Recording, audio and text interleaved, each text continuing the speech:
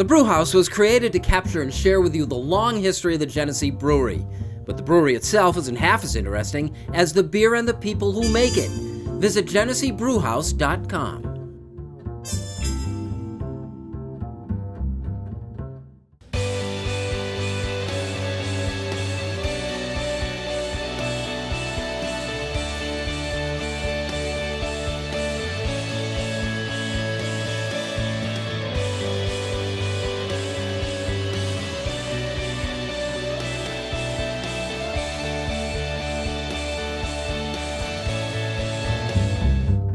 Hello, everyone, and welcome to the Rochester Press Box, presented by the Genesee Brewhouse. Thanks for joining us. Good to have Kevin Klubja back. Kevin? Great to be here. Mike Catalano, only because you're, not busy enough. You have a podcast. Oh, yeah, I started doing a podcast. He came up with a real creative name, Mike Catalano on Sports, which is the way I'm referenced for the last 30 years.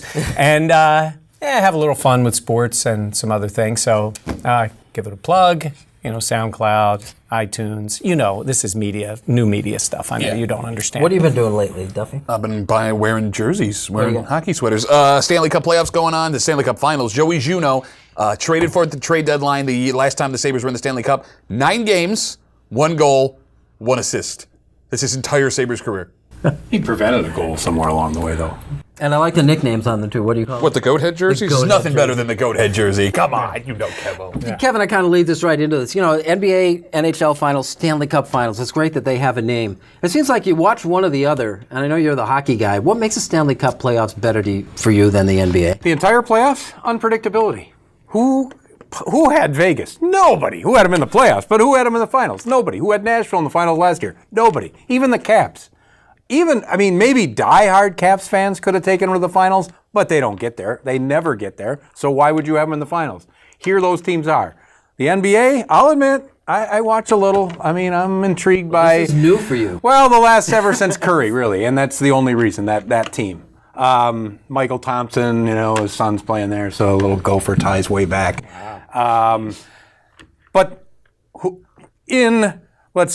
In March of last year, everyone said the Warriors would play the Cavs for the 2018 title before they'd even play for the 17 title. So here they are again. It's everything the hockey But is. that narrative dies because both those teams were down 3-2 in the conference finals.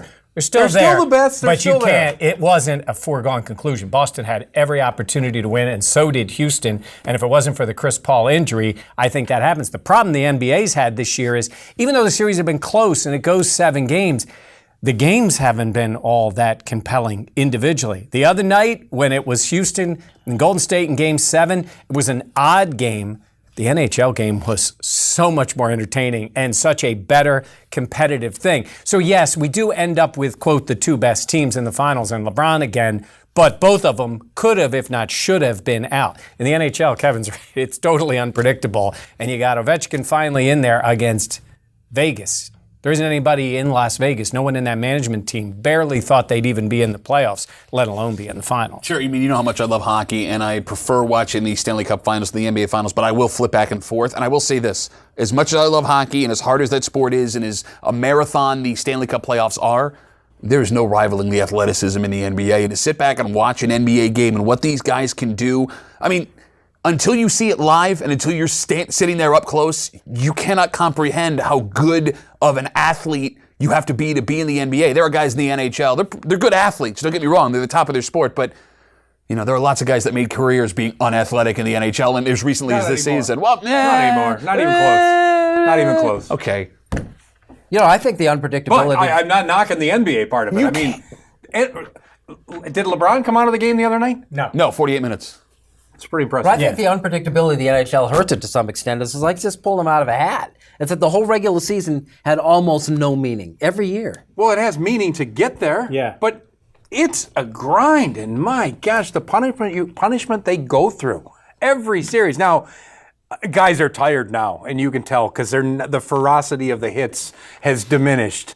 because they just don't have it in them anymore, or they're hurting themselves. So to throw that huge hit on the boards, it's going to hurt themselves as much as it will the other guy. But still, the only thing that's slowing it down right now is the ice in Vegas, 100-degree nights or whatever. So they're having some difficulty there, but it's crazy. And to the point of getting people to connect I mean, the NBA has a massive advantage, the sport itself, over the NHL. Like, say you like Ovechkin. I mean, we've seen it in the broadcast. Like, they have to tell you when that guy's on the ice, right? They'll say, boom, Crosby's out, Ovechkin's out, whoever's out.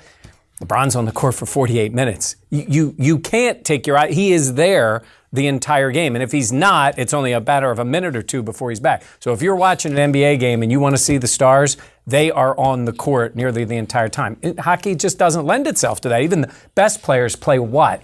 20? What's the total? 20 minutes? That's why the NBA regular season probably works. Because it's not competitive, yet the stars are focal points. They do their thing, and 7 times a game you might see the greatest play. Until that point, it's like, oh my gosh, did you see what he did? Yeah. So the bad teams can even survive. Yes. This is the Rochester Press Box, presented by the Genesee Brewhouse. We talk Bills next.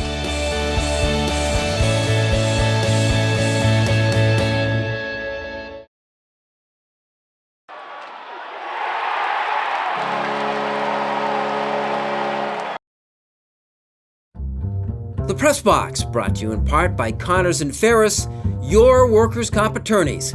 Call 262-COMP, C-O-M-P, today.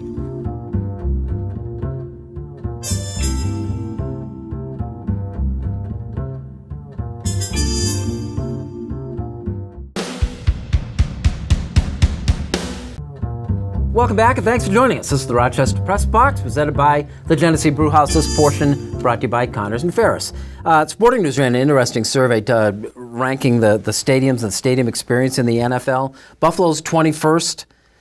Lambeau Field is number 1. You've been all over the league. Yeah. Where do you like to go? Well, Lambeau is really cool. I mean, it has that feel to it. Plus, they have upgraded it. They have a phenomenal facility. They have a Hall of Fame, and it is Lambeau Field. So you're still in the same historic place, but they've upgraded it. I think from the seats forward, I don't think there's a better place than Orchard Park to see a game. Meaning, just when you're looking, I would compare it a little bit to Silver Stadium. When you were sitting at Silver Stadium, from the seats forward, you're on top of it. It's great. It's a great experience to be. It's the other elements to people that just can't match up. I was in Dallas. It's big, it's fancy, but it's kind of phony. A lot of the stadiums have that feel. Depends on what you like. But again, are you there for what you're seeing in front of you, or are you there for all the amenities? You want to sit in a box. I mean, Foxborough has great ones. Philly has great ones. The Meadowlands, the new Giants Stadium, they all have that.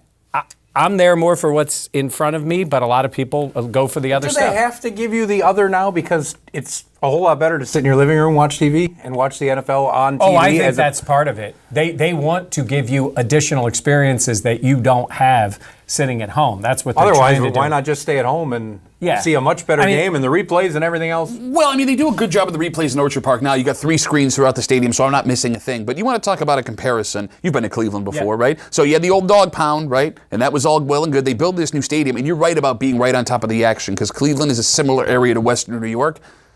You buy a 300-level seat in Cleveland, you're sitting in Shaker Heights, Ohio. Yeah. You buy a 300-level seat in Buffalo, and there's a chance you could catch a field goal that goes amiss, right? Yeah. And I think that's what matters to folks in Western New York is, yes, all the ancillary stuff is fine, all of the, whatever. But I'm there to watch the game, and I think they sell out that stadium because you're right. You are right there. You're a part of the game. You can feel it, right? It's there. That's what makes that stadium so beautiful, and I don't want to lose that intimacy. And to the point, it's a better experience sitting at home. Except when it's not. Yeah. Except when you are at a game when it is on and the team is winning and it's an environment that you cannot create being at home. Now, regular season game, late September, is a 14-6 game. Yeah, maybe sitting in your living room watching 9 games is a better experience. I wonder if that reflects the thing, because Lambeau, Kansas City was 4th, and Orchard Park, and those are the 3 oldest. So I think it depends, again, on what you're looking for. But a lot of fans going to a game, you're spending a lot of money, want all the other stuff that goes with it. Where did SI rank the tailgating experience?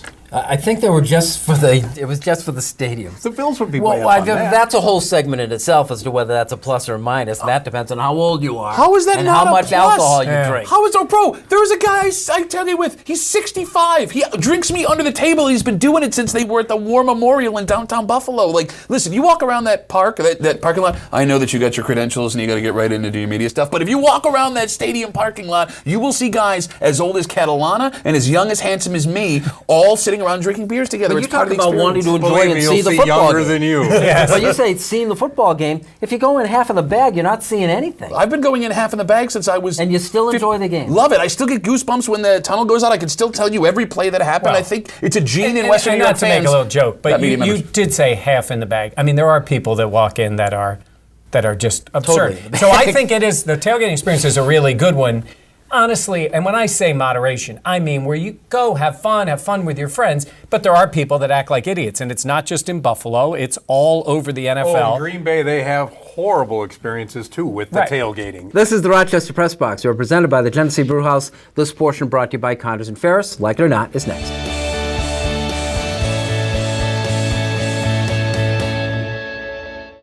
Here's the Press Box trivia question brought to you by Market View Liquor, where exceptional customer service meets an extensive selection. Jefferson Road at 390.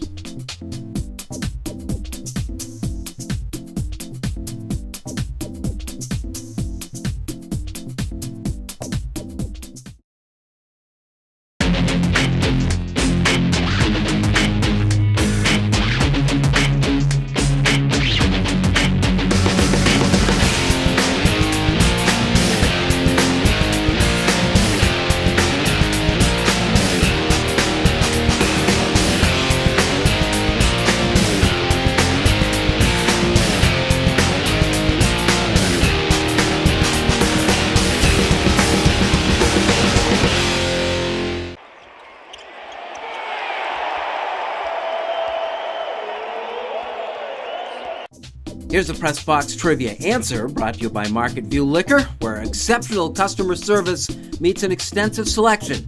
Jefferson Road at 390.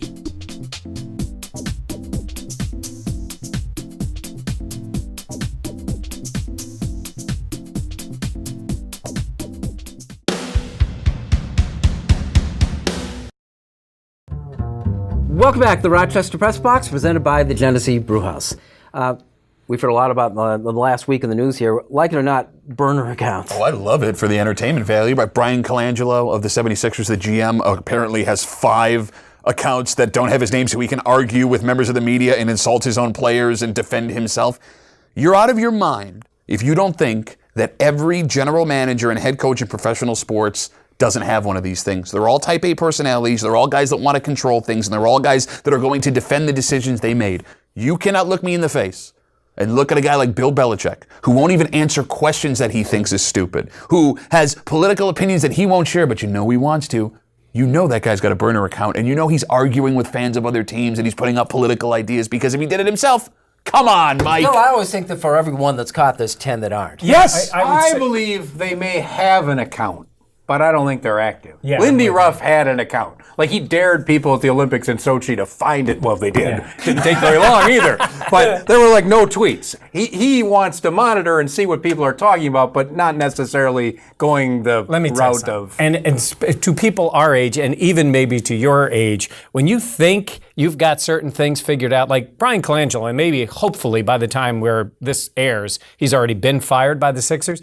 He thought he was smart. Yeah. It didn't take very long for people to connect all these accounts to him. So technology, like Lindy Ruff actually saying that's like, wasn't it Gary Hart, the political campaign, where he's like, find something of me cheating on my wife, and within like 10 minutes they found it and he Careful was what you out. wish for. Yeah, I mean, in these guys, you say this now. He was having a little fun with it, but to your point about being active, they want to know what's going on. He was actually engaging with fans, trying to stick up for himself. It was idiotic. I think once you're in that position and once you see what's being said about you, even if you just plan on monitoring, it is really hard, even if you don't have the intention originally, not to engage these people who are telling you you're wrong and calling you an idiot and making fun of your shirt collars, which Colangelo apparently got really upset about. Yeah, no, and he keeps thinking, have you ever seen, he's got these big, huge collars. No one in the world Don wears Cherry. collars.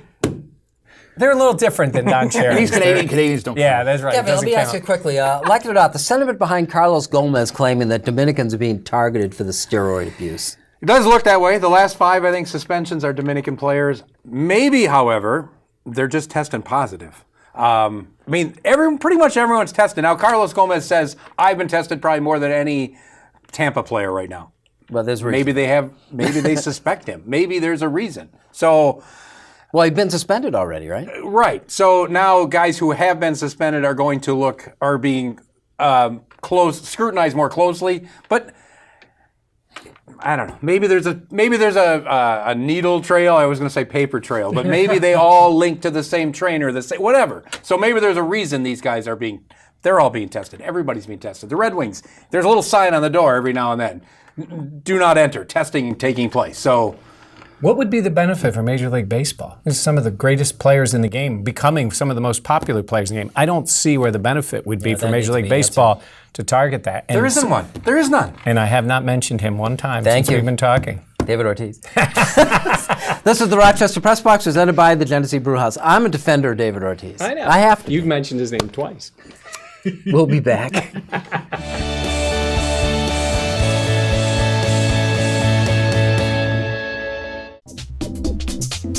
Here is the MVP Experience Stat of the Week, brought to you by Sport Clips, where it's good to be a guy. No appointment ever needed.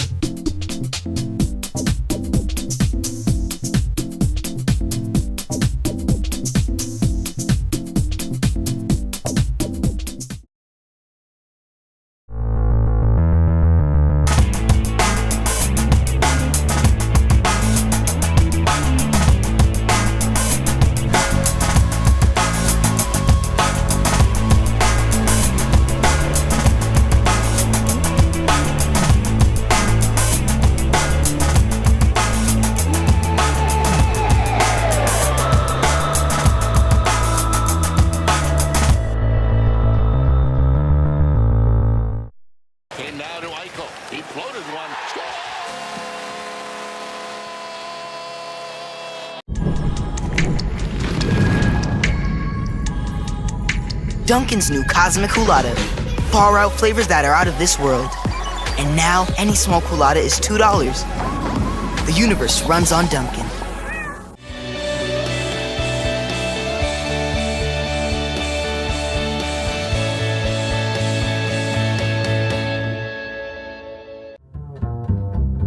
Welcome back, and thanks for joining us. The Rochester Press Box, presented by the Genesee Brewhouse Unfinished Business, brought to you by Dunkin' Donuts. America runs on Dunkin'. The Washington Capitals finally in the Stanley Cup Finals, first time since, 98, Kevin? And there are people now that have decided that Alexander Ovechkin is a guy to cheer for, despite the fact that the narrative has been he's super lazy and that he might actually be in his mid-50s, not in his early 30s. And then you have all of these other Russian athletes who play hockey testing positive for steroids. All of these things held against him for years and years and years. But now it looks like he's trying really hard at a job that he makes a bunch of $1 million at. So it's time for Ovechkin to win a cup. I despise Alexander Ovechkin. I can respect his game, and I enjoy watching him play, but I don't want good things to happen to Alexander Ovechkin. And I ask you people this that are cheering for this man now. How does 4 weeks of playing a game that he gets paid to play hard change your mind on all of the horrible things he's done? He's an awful teammate, right? He may also be involved in a government that's trying to take over our government. But he earned it. He worked really hard. So let's go Capitals during the Stanley Cup playoffs. Why are you knocking gray-haired men? Yeah. I don't know one talented one. The same token, the same vein of people, we got to cheer for Ovechkin, are trying to tell us there's something wrong with Vegas being in the Stanley Cup final, that this isn't right. It's an embarrassment to the league. Are you crazy? It's an embarrassment to the other general managers. The teams like Toronto that haven't been in a final since '67. Like the Sabres, haven't been there since '99. Like the Islanders, who had a dynasty and haven't been there since '84.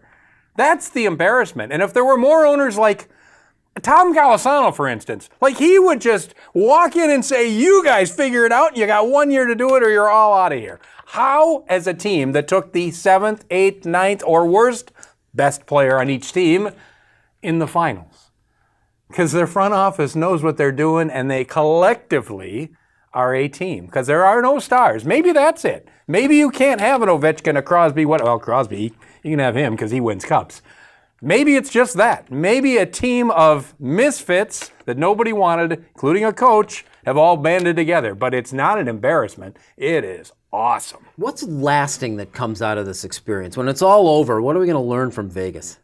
That anybody can get there, really, and that's kind of been the NHL message all along in the playoffs, as we discussed earlier. That's kind of it. Work hard. Get there. That's it.